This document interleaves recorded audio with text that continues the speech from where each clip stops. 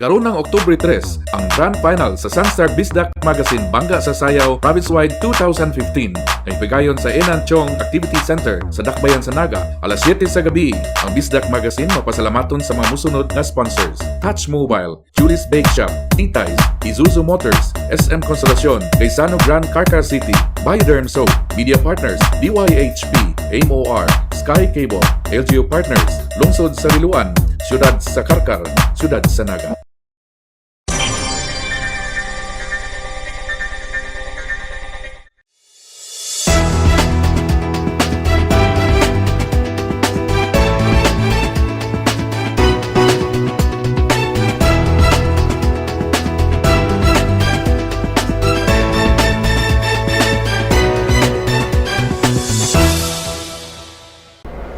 Mayong utusugbog sa mga nagsunod ang among pagsibiya Miyerkules karon Setyembre 30 tuig 2015. Kini si Jason Doval ug kini ang Sun.Star Pilipinas.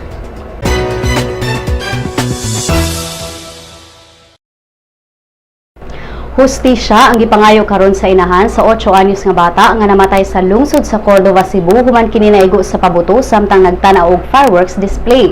Naigo og nabuthan ang tiyan ni Sam Monteron sa dihang natumba ang gibutangan sa pabuto nga pabuthon unta pataas niadtong Lunes sa gabii. Gingong nagtanaw ang bata sa fireworks display nga gipahigayon human sa prosesyon ato sa bispera sa kapistahan sa ilang barangay. Nadala pa sa ospital ang bata apan nakabsan kini sa kinabuhi, pipila ka gutlo ang nilabay tungod sa grabeng kadaot nga nahiaguman sa iyang tiyan. Ang pabuto na ilang nga bombshell o sa kapabuto nga molupad sama sa usa ka rocket ug adto muulbos sa kaanginan. Aduna kini maanidot nga color kung mubuto na ug kanunay sab kining gamiton sa mga piyesta. Gisikop na sa kapulisan ang duha ka mga operators nga nidagkot sa pabuto ug nangayo na sab silang pasaylo sa pamilya sa bata tungod kay wala tuyua ang panghitabo. Gipaubos na sab sa investigasyon sa kapulisan ang tag-iya sa mga pabuto na si Juliet Wahing kung aduna bay permit ang gipahigayong fireworks display. Giklaro ni Davao City Mayor Rodrigo Duterte nga purely social ang panagtagbo nila ni Senador Alan Peter Cayetano kagahapon didto sa Davao City. This is purely a social event. I invited them. Kaibigan ko itong kapatid talaga. Long before. We also talk about team ups and tandems. But nothing easy. Kaya ako hanggang ngayon sabi ko talaga, hindi man ako kandidato. I'm telling you, I'm not running so, but if I change my mind, I do it siguro. I told You do it here? Yeah, it was dito ako nag-umpisa. Si Cayetano may deklarar kagahapon sa iyang tinguha nga mulan sa pagka-vice presidente sa 2016 elections dito sa Davao City. Si Cayetano nagkanayon nga wala pay formal nga panagsabot bahin sa ilang tandem ni Duterte kay wala pa man ni desisyon ang mayor sa iyang plano sa 2016. Apan si Duterte Wala, wipe out yan sila. Kanya. Siyempre. Mayor, would you campaign for Cayetano, if ever? Sabi ko, wipe out yung iba eh. gipasabot sa mayor nga kaila na niyang daan ang managsuong Cayetano tungod sa ilang amahan nga si kanhi Senador Rene Cayetano. Si Cayetano sa iyang bahin nagkanayon nga mga problema sa nasud ang ilang giistoryahan ni Duterte sa ilang panihapon. So he talked mga half of the night ang pinag-usapan namin talaga droga, peace and order, and kung solvable sa buong bansa. But like all of you, like all of you who are excited, he stopped short at accepting the wishes or the push of or the clamor of the people na tumakbo bilang presidente because sabi nga niya, he needs time at kung ngayon siya tatanungin ay hindi siya tatakbo but he needs time to think about it. Kinsa si Apolinario Mabini. Sa salidang General Luna, daghang mga bata noon nga nakakita sa maong salida ang nahibong ug nganong naglingkod lang si Mabini sa tibuok salida. Kini maong hitabo nakasagmuyo ni President Benigno Aquino III ato sa 28th awarding ceremonies sa Apolinario Mabini Awards. Dito lang pong may umiikot na balita sa dyaryo at sa social media tungkol sa pelikulang General Luna. Aminin ko po, hindi ko pa napanood to. Tampok po rito ang aktor na si Epi Quezon na gumanap bilang si Apolinario Mabini. Ang sabi po niya, tinanong siya ng isang grupo ng mga estudyante sa kolehiyo, kamakailan, kung bakit ang karakter niyang si Mabini ni isang beses ay hindi man lang daw tumayo sa pelikula. Ang komento po ng ilang netizens, baka pagod lang daw nung mga panahong iyon si Mabini. Talagang napailang lang po nung kunento po sa atin ito. Sabihin man na iilang estudyante lang ang nagpahayag nito, masasabing isa rin itong refleksyon sa pagkukulang sa kaalaman sa kasaysayan ng ilang kabataan sa kasalukuyan. Ug tungod niini, gimanduan ni Aquino si Education Secretary Armin Luistro sa pagsusi ug nganong dili atong ilailahon si Mabini sa mga pulong ni Aquino. Bakit ba natin itinuturing na isang bayani si Apolinario Mabini? Hindi po matatawaran ang laki at lawak ng ambag sa ating bansa ng tinaguriang dakilang paralitiko at utak na revolusyon. Siya ang kumakatawan sa talino at paninindigan ng lahing Pilipino. Talas ng isip ang kanyang naging sandata upang patibayin ang pundasyon ng ating mga demokratikong institusyon. Ipinamulat niya sa lahat na hindi lamang ang nasa katungkulan ang may tangan ng kapalaran ng bayan. May boses ang mamamayan at sila ang bukal ng kapangyarihan sa ating bayan. Cebuano designer ang nibida sa Emmy Awards dito sa Hollywood. Girampa ni Hollywood actress Naomi Grossman ang design ni Jun Escario sa red carpet sa Emmy Awards ni atong Setyembre 20. Ang aktres kinsa naila sa iyang role sa TV series ng American Horror Story mitambong sa tinuig nga event nga nagapasidungog sa mga TV shows sa Hollywood. Pinaagi sa Instagram post ang aktres nagpasalamat ni Escario alang sa iyang gisulob. Samtang ang Cebuanong designer mapasalamaton sab sa mga tao nga nagpaluyo sa pagka-feature sa iyang disenyo. Sa Instagram post ni Escario, gipasalamatan niya ang iyang creative ug public relations personnel. Makita sab sa comments sa maong post nga gidayeg ang designer sa iyang achievement, sama na lang sa mga personalidad nga sila si designer Rahul Laurel ug businesswoman Monica Borja. Si Jun Escario mosunod sa Cebuano designer ang pangalan. O gani ang mga balita gikan sa ubang bahin sa nasod.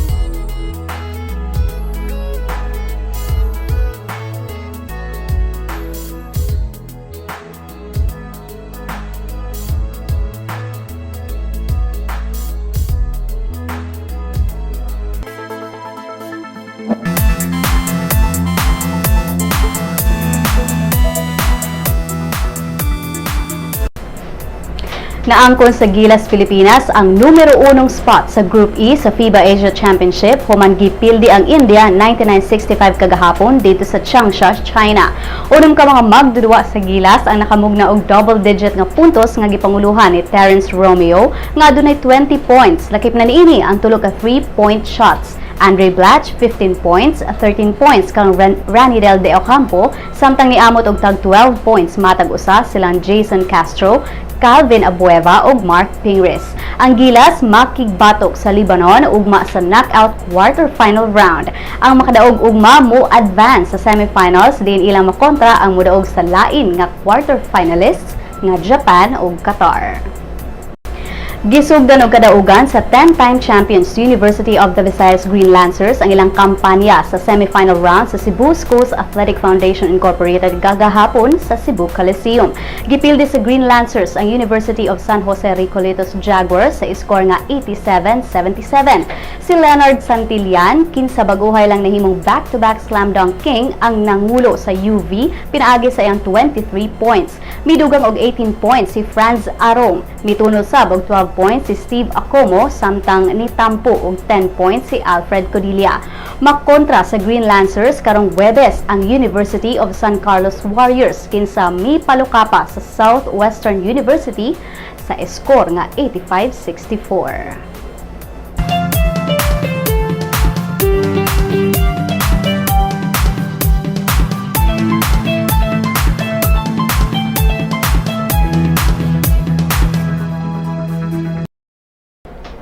Ellen Adarna palaban nga nitubag sa laing intriga na sab nga nigawas bahin kaniya. Ang detalye sa Showbiz Chika ni Crystal Clemente. Human gibash sa netizens bag-o lang tungod sa pag-ditch kuno niya sa iyang date sa Star Magic Ball, aduna sa ilaing intriga ang giatubang sa Cebuana actress nga si Ellen Adarna. Kini mao ang nagtuyok na sab nga chismis karon nga daw adunay nahitabo nila sa aktor nga si Paulo Avellino kadtong hubog siya pag Star Magic Ball. Ibansagan gani ang nikalat nga chika nga quickie rumor. Apan dali gining giklaro sa actress, matod niya nga ang showbiz couple daw nga sila si Colleen Garcia ug Billy Crawford ang nihatod niya sa iyang room ug naapagid daw iyang yaya o manager sa iyang kwarto diin adto sila nang atog tanan. Dugang pa ni Ellen nga abi na nigarilyo silang duha sa smoking area, lain na dayon ang unahuna sa mga tao. Tungod ni Ani, napakwestiyon siya nga kung aduna may nahitabo, unsay labot sa mga tao. Gidismiss na lang ni Ellen ang maong chismis ug miingon nga basin smoking is the new sex alang sa mga hugaw ug huna-huna. Matod pod sa aktres nga walay madli siya ang relasyon nila ni Paulo kay amigo lang niya kini ug aduna siya ay gina-date karon. Crystal Clemente alang sa Showbiz Chika.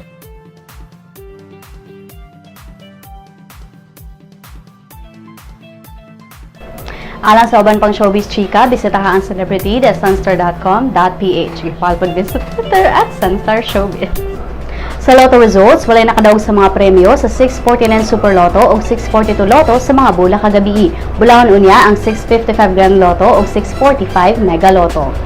Ani ang balot sa dolyar gikan sa Bangko Sentral ng Pilipinas. Musunod ang kapalaran gikan sa Sun.Star Super Balita.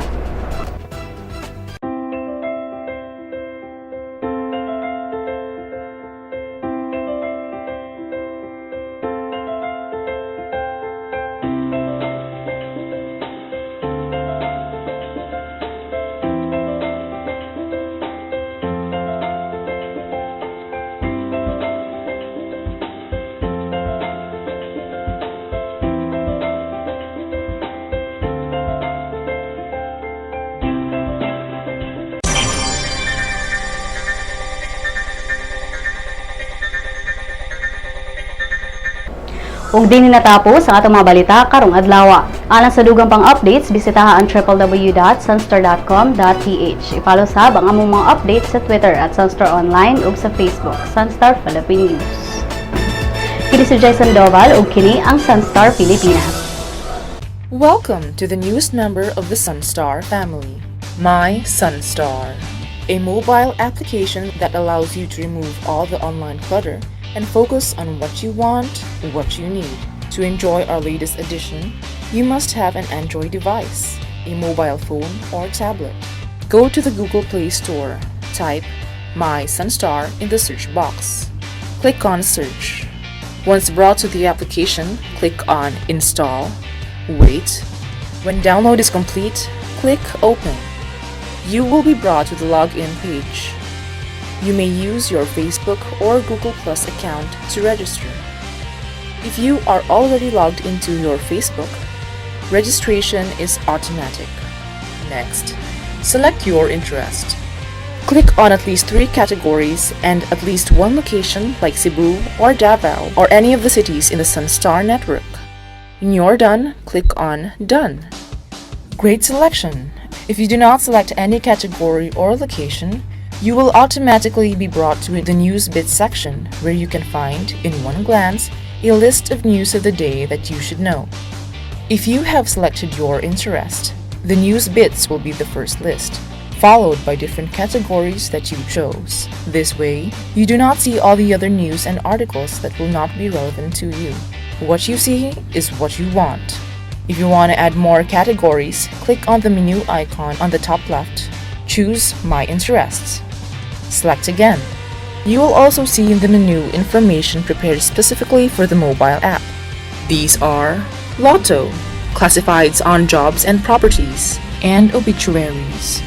What makes my Sun.Star different from the Sun.Star website and the responsive mobile site is its customization feature. You be the judge of what is news to you.